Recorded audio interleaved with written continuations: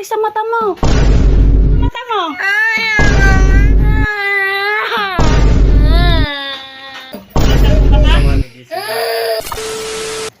Hi guys! So ngayon, mayroon naman tayo naisip na gagawing kalokohan. Pero this time, hindi na kay uli. Kasi medyo namamalmaan na yung asawa ko sa mga ginagawang kalokohan sa kanya.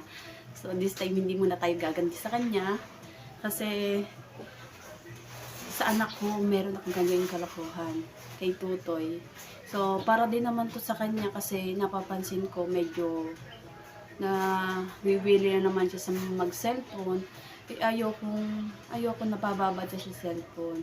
So, may gagawin akong kalokohan, pero makakabuti rin to sa kanya para siya matigil na mag-cellphone. So, samahan niyo ako sa gagawin natin mamaya kay Tutoy. So, ngayon natutulog siya. So, ito yung time na maganda para magawa natin yung gagawin natin prank kay Tutoy. A few moments later. So ngayon, may uling ang kamay ko. Lalahid natin sa kanyang mata.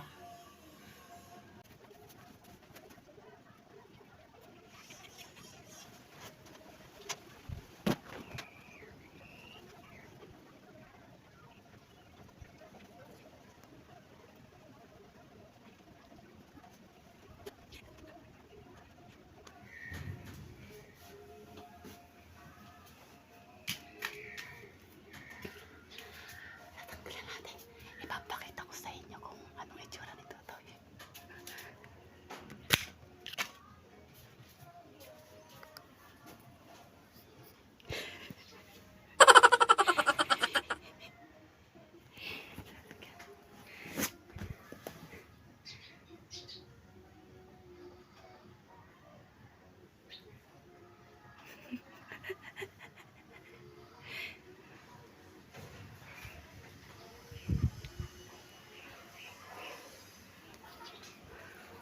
So pagising niya, hindi muna natin siya papansin. Gamitin muna natin siya ng mga siguro mga ilang minuto lang. Tapos bago natin sasabihin na, Laya, hala, bakit kinanak ang mata mo? Sabi kasi, huwag ka magsisimod eh. So, hintayin na lang natin na magising siya. Update ko na lang kayo mamaya pag siya'y nagising na. So, mamaya na ulit. One eternity later.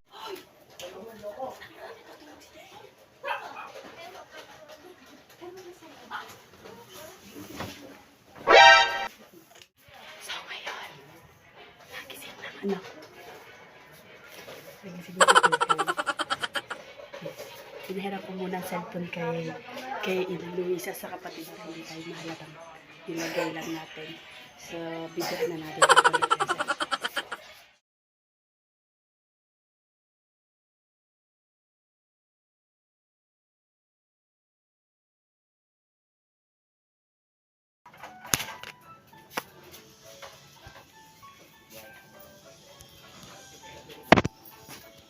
Nak, nangyari sa mata mo?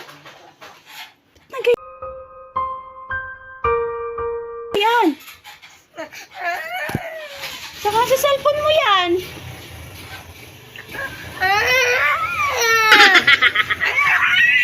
Saka ng cellphone kasi. Yan! Hindi naman ka yan!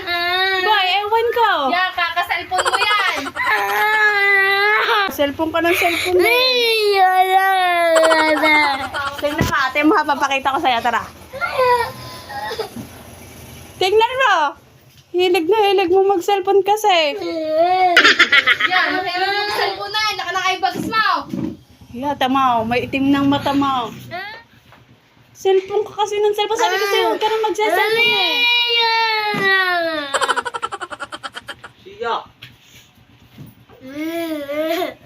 Ay kasi para mapakita ko sa papa nangyayari sa mata mo, kaya kita binibidyohan. What? What the fuck? Sabi ko sa iyo, tama. Ay, hindi! Tama. Hindi ka pinagtitripan ha! Yan o! Sabi ko sa iyo eh.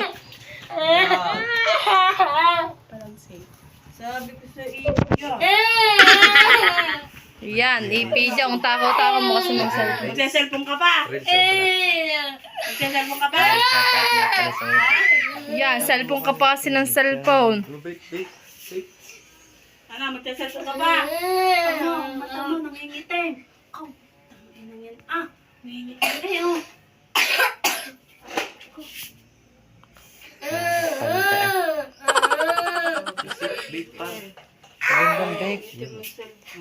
Nangingitim mo iyong mata. Magse-cellphone ka pa? Sabi ko sa iyo eh. Ano? Tama.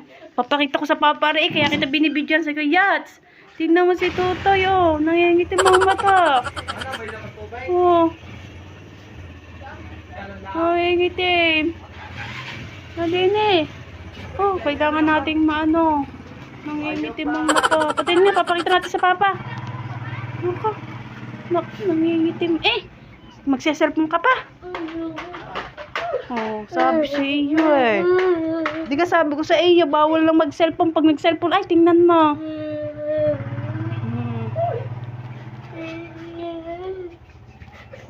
Magse-cellphone pa ikaw. Ha? Magse-cellphone pa ang bebe ka? Sana. Sasabihin natin sa papa, baba ito, baba. Papakita natin sa papa. Ano? Magse-cellphone pa ikaw? Hindi ka na magse-cellphone? Sabi ko sa iyo, yan oh, itim ang mata mo ay oh. Oh, nangingitim. Oh. Yan oh.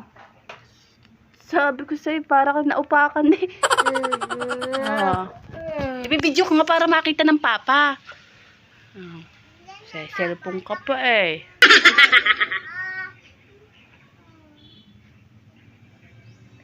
Ayan oh, tignan mo mata mo.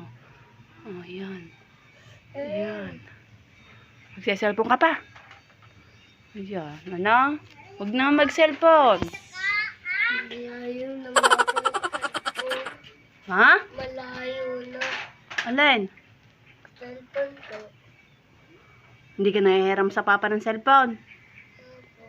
Pati sa akin. Opo. Oh, tingnan mo ay. Sa kaka-cellphone mo yan. Sa kaka-cellphone mo.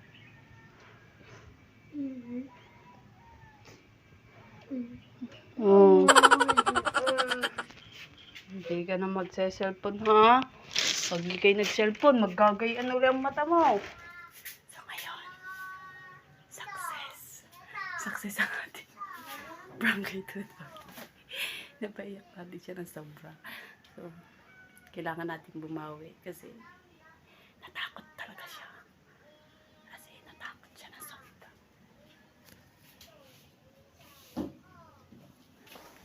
Kaya dapat sa mga sa may mga anak na mahilig din. Yan o. Yan po nangyari sa anak ko. Nag-cellphone po siya. Yan po nangyari o. Kaya po.